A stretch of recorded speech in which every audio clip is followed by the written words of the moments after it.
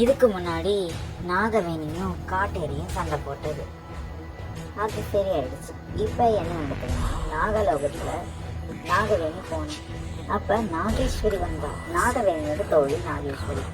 அவள் வந்து நாகவேணி வந்து நாகேஸ்வரி கிட்ட இதெல்லாம் நடந்த விஷயத்தான் சொன்னான். என்னால் எதுவும் அந்த காட்டேரியை பண்ண முடியல. ஆனால் என்னால் முடிஞ்ச வரைக்கும் அதை தாக்குனேன். அது காயமாகி மறந்துடுச்சு. அது எங்கே போச்சு தெரியலன்னு சொல்லிட்டு அவள் கோபமாக போயிட்டான். நாகேஸ்வரி யோசிச்சான், அது ஏதாவது பண்ணணும்னா நம்ம சிவன் சக்தியால் தான் அதை அழிக்க முடியும்.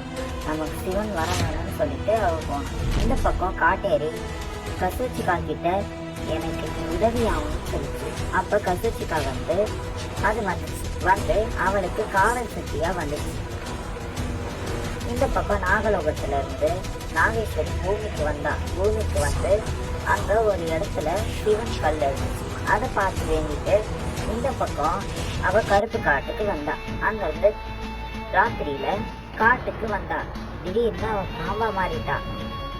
அவ பாம்பா மாறி அங்கிருந்து போலான்னு சொல்லிட்டு மாறினான். இதுலயும் அன்னைக்கு அமாவாசை இரவு, அதனால அவ சீக்கிரமா போனான். ஏன்னா அன்னைக்கு பேய் சக்திக்கு அதிகம். அதுக்குள்ள அதை போய் அவ அழிக்கணும்னு கிளம்பினான். சரியா அந்த குகைக்கு நேராவே வந்துட்டான். திரும்பி நின்னான். அப்ப இந்த பக்கம் அதை பார்த்த காட்டேரி கசூச்சிக்கா கிட்ட அவளை உள்ள விடாம நீ தடுத்தே ஆகணும்னு சொன்னே அதை சக்தியை கொடுத்துச்சு.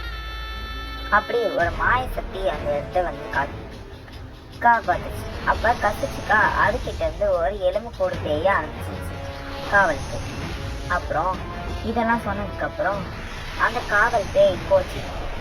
நாகேஸ்வரி பாம்பு ரூபத்துல இருந்து மனுஷியா மாதிரி உன்னால என்னை எதுவும் தடுக்க முடியாது அப்படின்னு சொல்லி பாம்பா மாறினான். அவ அந்த இதுவை அழிச்சிட்டான், மொத்தமா அழிச்சா.